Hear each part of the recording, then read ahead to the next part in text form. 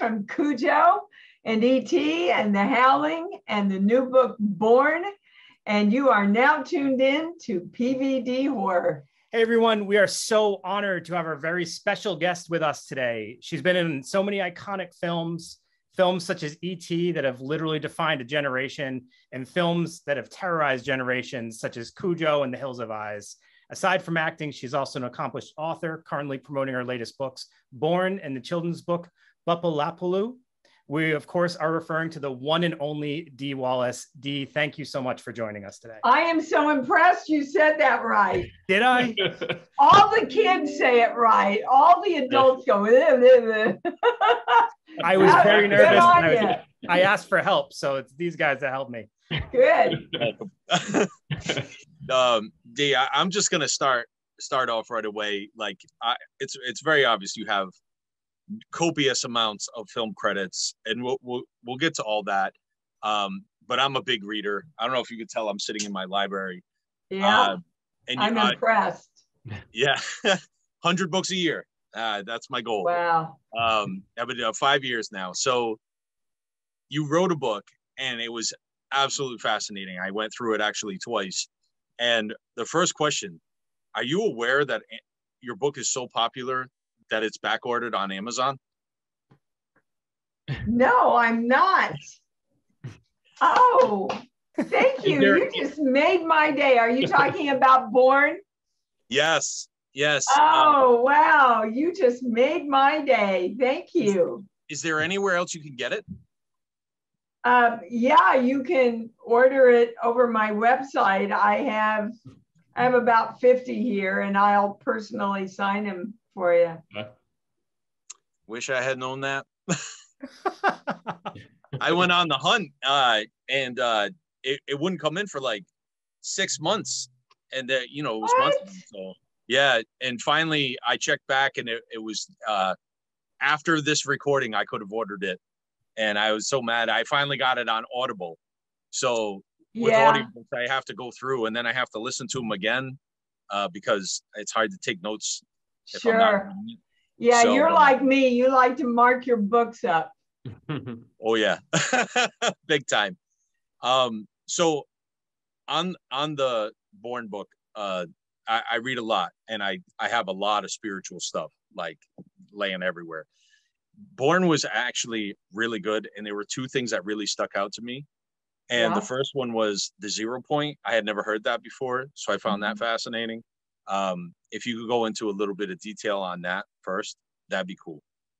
Okay. Well, the 0 point is where all of creation starts. And most of us are taught to start after something's been created that we don't want. So let's say, for example, somebody has cancer. You want to go back to the 0 point of perfect health to create the perfect health again in your body. If you go to fixing the cancer, your brain sees in pictures. So if we're going to fix something, our brain sees us having it. And as we know, whatever we focus on, we create more of. So that's what the 0 point is. If you want to create money, for example, most people try to create money by fixing not having money instead of feeling the love and joy of the 0 point where everything is possible. Like is that, in a nutshell, is that clear enough for you? I loved it. In the book, you said like babies, and that's why everybody loves babies, right? Exactly. Well, and that's what the good book says. Be as a little child to enter into the kingdom of heaven. Okay. Another way of saying that is be naive, be in faith, be open to all possibilities to enter into partnership with the universe in creating what you want. So you're also kind of talking about appreciating this moment where anything is possible. Like we have all these possibilities in the world, and we just need to kind of understand that, you know, our goals are our goals, but like we also have to appreciate this moment in time where we have so many directions we can go. Absolutely. If you don't look, everything is created in this moment right now, not in the future. That's another place where a lot of people fall out, because they picture what they want in the future because they're experiencing not having it now. But if you can feel love, which is the most powerful creative tool we have, if you can feel into the love of having it in this moment, you literally create it in this moment. It may take manifestation in the future, but you are creating it right now in this moment. Nice. I have so many examples of it in my life, my daughter being one. You know, I had 6 specialists tell me I'd never have a kid. I said, thanks for sharing. I have a different plan. Sure. You know, and I visualized her and I saw her and I felt consumed with love for this kid. And she's now 33 and my best friend. That's so awesome. I've created 3 series. I created ET this way. Okay. So I created ET before ET found me. You know, you have to be in alignment with what you want, and then it finds you, literally. It finds you. Yeah. The other part of that book that really stuck out to me was how your heart and your mind are connected. Yeah. And then you back that up with a lot of science. And I'm thinking to myself, how much research did you have to do for this book? You know, I'm a clairaudient channel. So I was talking to someone because I'm teaching my big training this weekend. It's really, well, it's not weird to me anymore.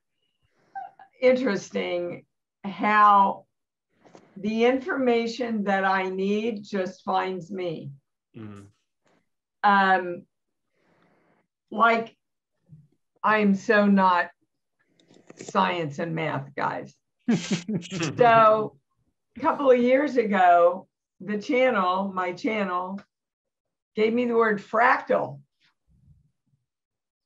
And they said, you have to understand that every part of creation is a part of the greater creation. And that's a fractal. Mm. And so I looked it up and it was math and I went, ooh. And then I'm not kidding. I'm not technically challenged here. But I got the concept. The doorbell rings. It's the FedEx deliverer, a young lady. I never have them come in. For some reason, I had to get something and she came in and we got to talking. And I said, what's your name? Fractal. Oh. I said, what? She said, yeah, my dad's a mathematician. And so he named me as a representation of all energy. That's, cool. That's my life, guys. What can I say? Yeah.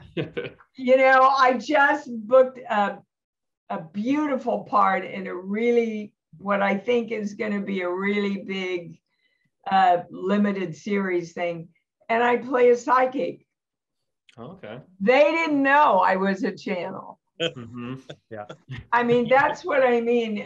If you saw my notes for this weekend of what I'm teaching, there's no way that Dee Wallace could have come up with this information. I mean, it's all about universes and parallel universes, but my channel explains it like the girl next door. So I can teach it like the girl next door, so people really get it and understand it. Yeah. So Dee, so you also have this children's book, which I'll try to pronounce again, Bupalapaloo. Yeah, perfect. So you have this children's book. What made you want to do a children's book, and how was the process in comparison to the other books you've done? What made me, well, first of all, I'm a teacher. You know that. I used to teach school back in another life. And in my healing work, at one point, it started taking me into a lot of brain science. And I discovered that how we see ourselves in the world, and how we think the world sees us, totally locked into our brains by 8 years old. So whatever you're taught about your personal power, about how the world works, how your place in the world is, how important you are, how talented you are, whatever you're taught or models in front of you between conception and 8, literally is the belief system that you then base your whole rest of your life on. Okay. So, for example, one of the big things, I was raised in the Midwest in a somewhat religious family. And I remember we were very poor. And I remember my grandmother saying, "Oh, they're the rich people. We're the good people." So cut to me being in ET, and everybody knew me. And I started making money, and I went, "Oh my God, I'm one of them." Yeah. Mm-hmm. And I really had to go back and look at my belief systems and what was taught to me, you know, and they taught it because they thought they were teaching the right thing. They thought that they were empowering me by teaching me to be small. Mm.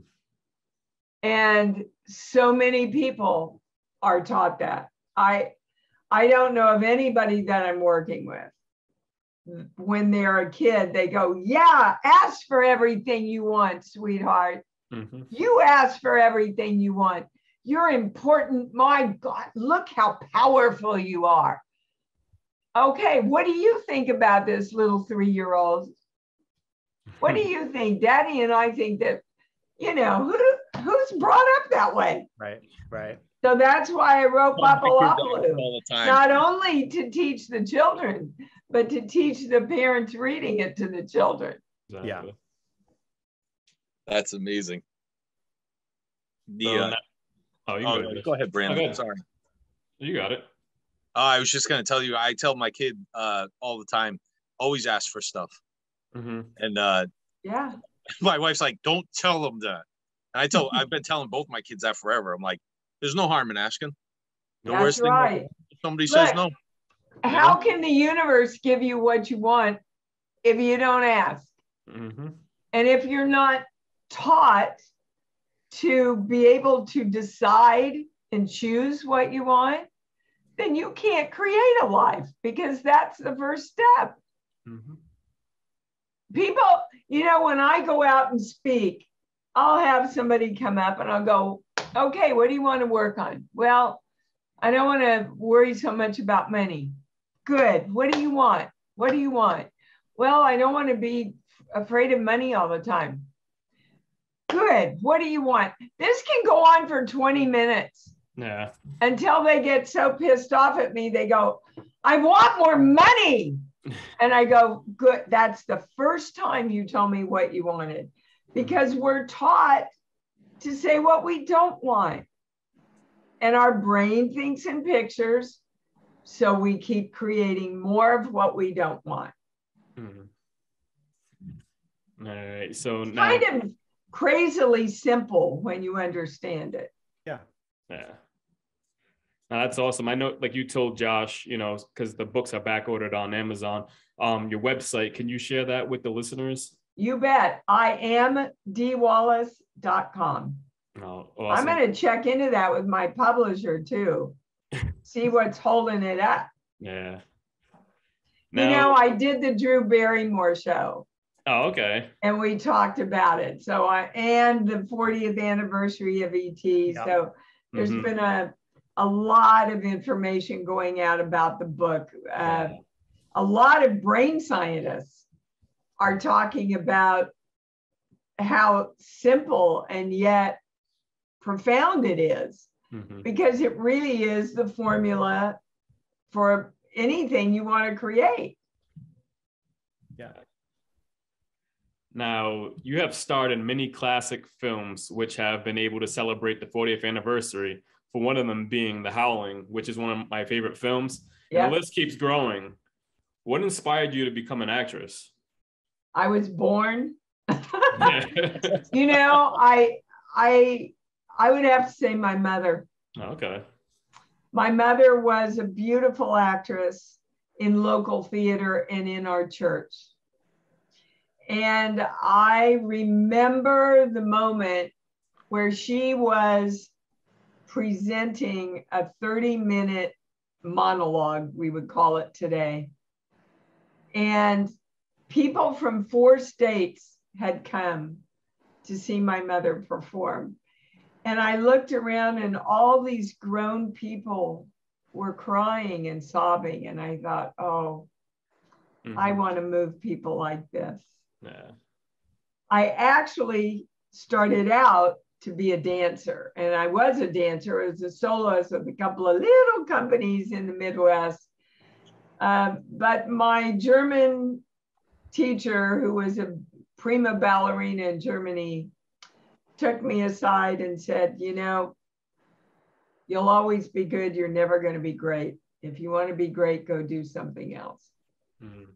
And I did want to be great. So I turned to acting. But, you know, I used my dance training. My body just knows what to do with a part. It just kind of inhabits the character, you know. Yeah. Now she's opened the door to many other things, like you being an author. So that's awesome. Yep. Yeah. And speaking of acting and moving into a part, so you, with the 40th anniversary, you played, you know, on AT the mom, and then you played the mom in Cujo, and there's a lot of similarities between the two moms. Yeah. And I'm really curious, like, how did you get ready? I know every actor is different, and you said it just kind of comes to you. Did it just come to you for each mom? For each different... pretty much. It is a definite technique that was taught to me by a man named Charles Conrad. Love you, Charles. And when I found him, I found freedom as an actor, because I had studied with Uta Hagen. I had the great blessing of doing that when I first got to New York. Studied with Jeff Corey, a lot of really great teachers. But, you know, when I was in high school, I would wait until the night before to write my theme paper. And I would always get an A. My mom would stay up with me all night and type it for me. So then I got a teacher who said, no, you have to do, you know, break everything down and do the Post-it note. Got a C-. My brain doesn't work when I go into my mind to figure things out. So pretty much every performance that you've seen me do, you get your energy very, very high, and you throw what Charles called, you throw all your energy like I am now. See how I'm throwing it into the camera? And connect with them. Most actors break things down, and they kind of pull out the back of themselves so they can watch if they're doing it right. Charles' technique throws the energy forward to the character, the werewolf, or the beautiful landscape that you're looking at. And the camera just captures it in a way I can't explain. And what that does is it opens up a channel for information to come through. In acting class, I would see people, we were never allowed to do a piece of material that we knew or that we'd done before. And like one day I got up to do this scene, and I got like 7 lines in, and Charles, Dee Wallace, and boy, when Charles yelled at you, you just, you know, you're not supposed to do anything you've done before. I said, Charles, I swear to God, I haven't read this. I don't know this scene. He said, you're limping. How do you know the girl's cripple if you haven't read the material? But that's, and I saw that happen every week in our class, every week. That's awesome. I mean, there's no way that I would have come up with laughing at penis breath. You know, if you went into your mother mind, it would have been, Elliot, sit down, right? But the truth of it reached everybody. The truth of that moment. And Cujo, forget it. There's no possible way you could have figured out what to do in Cujo. Yeah. You had to be there in the moment with that dog and that boy and the situation that was going down. You know, but I can tell you, and this was not on purpose, but you see, I had a really, really strong mother that modeled to me my entire life, a strong, for practical purposes, single mom, because my dad was a severe alcoholic. So my mom was the rock. She taught us all the integrity and the honor. My dad taught us a lot of fun when he was sober. But I knew those moms. I knew them because I'd lived with them. But I didn't realize it when I was playing them. Okay. Now, speaking of Cujo, were you a big horror fan before becoming a Scream Queen? If so, what were some of your favorite horror films? No. No? I'm scared to death of horror films. That's amazing. My mother would never let me watch them because I wouldn't sleep for like weeks. Yeah.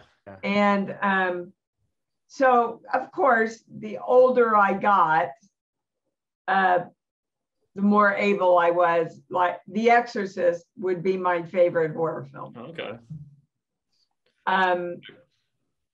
But, you know, horror films are very different than slasher films.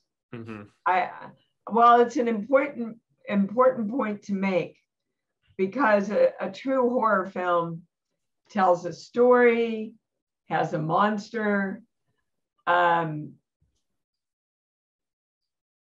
It takes time to develop characters, right? We have a lot of slasher films that call themselves horror films right now. And they're not. I don't do slasher films. Well, speaking of horror films, one of your early horror film roles was Wes Craven's The Hills Have Eyes. Yep. And I was curious about that film because I was looking at your career, and that was so early on.